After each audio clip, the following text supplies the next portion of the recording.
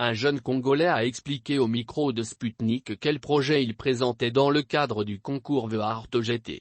Il s'est exprimé sur la coopération entre la Russie et les pays africains et a donné son pronostic sur le futur du continent. Thiobutan Bijoyce de la République démocratique du Congo participe au prix international VEART-GT organisé par l'Agence fédérale russe pour la jeunesse Rosmolodios. Dans son pays, il prend part au festival Umoja, Union en français, NDLR, initié en 2019 dans l'objectif de lutter contre la division sociale en RDC.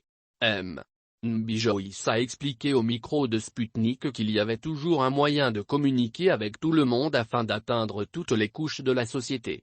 Selon lui, la réconciliation de la société congolaise passe par la liberté d'expression.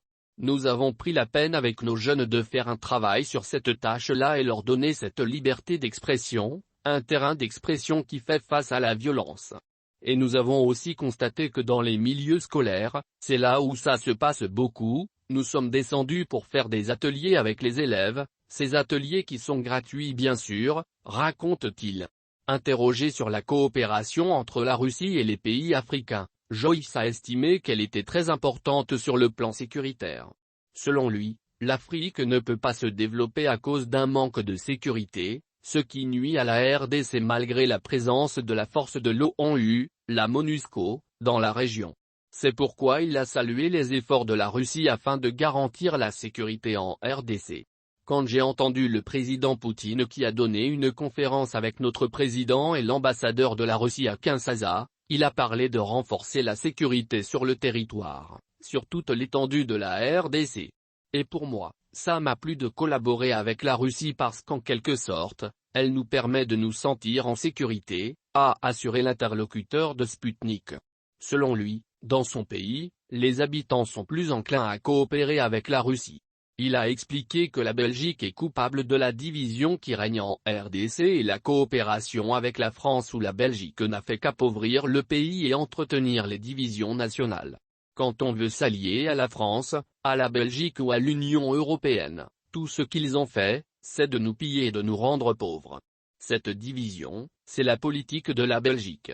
Si aujourd'hui, on est en train de parler des divisions nationales, c'est la Belgique qui a créé ces divisions entre les pauvres et ils savent qu'ici, ils peuvent continuer, a déclaré l'interlocuteur de Sputnik. L'interlocuteur de Sputnik a donné en guise de conclusion son pronostic sur le futur du continent africain. Il est très optimiste, car elle dispose de ressources encore inexploitées. Je crois que l'Afrique sera meilleure, très vite et partout dans le monde, on parlera de l'Afrique. L'Afrique c'est la dernière puissance dans le monde, parce que je crois qu'en Afrique, nous avons beaucoup plus de ressources et on n'a rien exploité de ce qu'elle a, assure l'interlocuteur. Selon lui, pour parvenir à cela, il faudra faire confiance aux Africains qui seront en capacité de développer économiquement le continent. Le prix VEART-GT est organisé par l'Agence fédérale pour la jeunesse Rosmolodios. Il récompense des organisations et des citoyens qui contribuent à résoudre des problèmes dans le domaine humanitaire. La participation est gratuite et la date limite de dépôt des candidatures est fixée au 15 août. Le jury examinera ensuite les candidatures et les heureux élus participeront à la cérémonie de remise des prix lors du Forum international de la participation civique qui se tiendra à Moscou du 2 au 5 décembre.